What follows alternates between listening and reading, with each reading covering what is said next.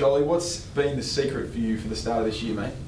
Oh, look, I mean, of course, came in round two, So obviously very thankful for that opportunity, and I suppose, to be honest, it was just a matter of making that game a winner and trying to do my best there for the team, and thankfully I'm sort of still in there and giving it a crack, and I suppose just sort of looking at each week and seeing what I can bring to the team, whether that be all out on the wing, with running and being able to help the backs out and things like that. Sort of, I suppose, team first focuses that allow me to, I suppose, play my game from there. And sort of just, I suppose, looking at the opposition and what we might deal with and things like that, and sort of taking it week by week without being too cliche. But you're approaching sort of 50 games. Or you didn't play from memory the back end of last year. I think you missed the last sort of 10 games. Yep. So what have you done over the pre-season? Now you've hit the ground running. Like you said, the Richmond game was, I think it was almost the best of your season so far. What did you do in the pre-season to make sure you were ready to go when you got the chance? Yeah, I mean, obviously we've got great HPT staff. It's been well documented, but I mean, I suppose it's just a more time in the system. Like another pre-season. This is my 5th year now, so it's gone super quick. But another pre-season that always helps, and being able to, I suppose, get that continuity in training.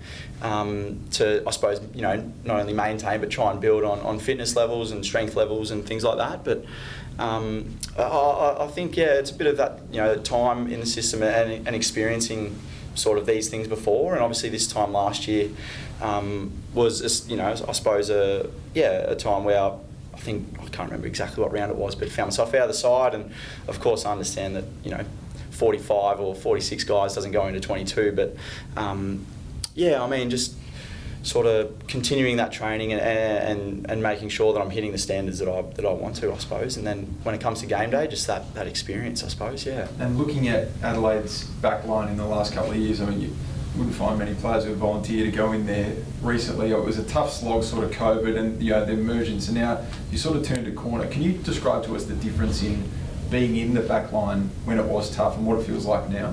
Well, I mean, to be honest, I haven't played too much down back, obviously being on the wing more so, but I mean, we've certainly got a great group down there at the moment, and I suppose with of course with COVID and whatnot, we obviously didn't perform the way that we would have liked, but I think we're certainly building, and obviously this is, I think, the 4th year with Nixie now, and I suppose another year of getting used to, not getting used, but gelling together and bringing the game plan that we want and Nixie wants, of course. And honestly, I think the group at the moment is in good shape, and the backs especially were enormous on the weekend, especially against such high quality opposition.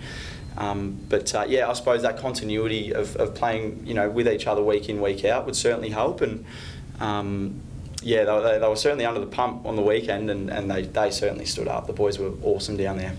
What did you put I don't know if you call it a dip last year, but what did you put that down to? Because your 2021 was amazing, and then you were sort of a real regular in the team. From your point of view, what changed, and what did you have to change to get back in? Yeah, I think for me personally, obviously everyone has their work-ons, and for myself it was my contest and continuing to work at that. I think this time of the year too, it gets a bit I suppose cooler and slipperier, and it's not as, I suppose, free-flowing with ball movement and whatnot, which can sometimes be hard out on the wing. But I mean, it's just, I suppose, trying to make sure that I'm continuing to work in that space without losing sight of what I like to think are my strengths, and continuing to work on them. But of course, just having that focus a little bit more on the contest, I think, for me. Is it hard to find that balance as an outside player? Because there's sort of like the Whitfields or whatever, the expectation is that you get it and you use it and you be damaging. Is it hard to find that balance, particularly when games are a bit wet or don't suit the way you prefer to play? I mean, maybe a little bit. Yeah, maybe. I think it's probably more so that I suppose that challenge, if you like, comes during the week. When you want to work on certain things, like for example, with maybe my kicking, I want to work on my kicking one day, and then one day I might feel like doing more contest stuff. So I think it's just it's a matter of, I suppose, planning the week out a bit better and working on or getting a good balance of whether it be more contest one week and then less kicking, or more kicking next week and then less contest the it's just a sort of a balance, I suppose. But and again, that sort of comes with a bit more experience too. You know, I'm obviously wary of the fact that this time last year I was found myself out of the side and just trying to, I suppose, make every post a winner. Yeah. Who do you lean on for some of that contest stuff? You've got a few good examples around the club. Yeah, of course. Like obviously the mids, we do a lot of I suppose line work during the week, and we've got some serious players inside as well, and I mean, working with those guys during those periods of training, and then also playing with them, you sort of, I suppose, you walk a bit taller with those guys inside there. But I think in terms of externally as well, I work with a guy. His name's Warwick Raymond. You might know of him, but he's been awesome for me. I was it was maybe halfway through my first year when I first saw him, and I've been seeing him since. Trying to, I suppose, work on that contest stuff, and trying to make sure that it's always going to, personally for me, it'll be a work on that I keep chipping away at, but just trying to make sure that that's at the level that is required, I suppose, and he's been awesome for that. So what did Warwick do? Is he ever running obstacle courses? Nothing too crazy. No, it's more just, I suppose, getting in. So he's got a gym, and getting in there and just doing a little bit of body work. I go there with Butsy and Jack O'Haley as well at the moment, and just working with those boys, and then a couple other guys that float through as well there. But I suppose it's almost maybe a bit more of a mental thing too, to be able to sort of tick it off and say, I've sort of done everything that I can this week, and it just helps in terms of, I suppose, going into the game with confidence that I have, I suppose, done the work during the week. Move the exercise bike into the sauna this week, mate. You got wind of that? Yeah, obviously we're going up to Darwin. We're expecting it to be a little bit warmer, and Burjo's he's all over it. He's got the heaters in up in the gym next to the bikes and whatnot. So we've been encouraged to get in there, and I suppose just trying to acclimatise. Even a couple more saunas during the week maybe, or just a bit more heat exposure to, I suppose, try and prepare for that, hopefully. 18 degrees outside, 30 odd up there. How does your engine stack up in 30 degrees? I mean, yours is obviously one of the best at the club. Is that a part you can use as your strength to try and expose Gold Coast? Is how well you get up and down the ground? I mean, hopefully. I mean, it's been a little while since I've run around in 30-degree heat, but we'll see how we go, I suppose. It's sort of one that, I'll just wait and see. I wouldn't be able to tell you till after the game. Are there different sort of feels, or how does it playing in 15 degrees and wet like you did against Brizzy? It might be dewy up there in Darwin as well, but what changes from a player's point of view when all of a sudden you're running out to 30 degrees? Well, certainly you obviously, as a player, you sort of take note of what it might look like in terms of game day conditions, and as said, it'll be a little bit warmer up there. But then in saying that as well, with the heat, sometimes comes a little bit of, the ball might be a bit slippery and things like that. And I think we got a reasonable look at it on the weekend with similar, I suppose, conditions with the wet. So I mean, hopefully that holds up. But we'll wait and see, I suppose. Does it give you confidence then, knowing that you guys handle the ball relatively well, you contested well, like you said, down back, and at stoppage in D50 you were elite in the wet defensively? Does that give you confidence going up to Darwin that if the conditions are the same, the game plan stands up? Yeah, for sure. I mean, Gold Coast are in great shape as well at the moment, and I mean, on the weekend coming up against Brisbane, they were.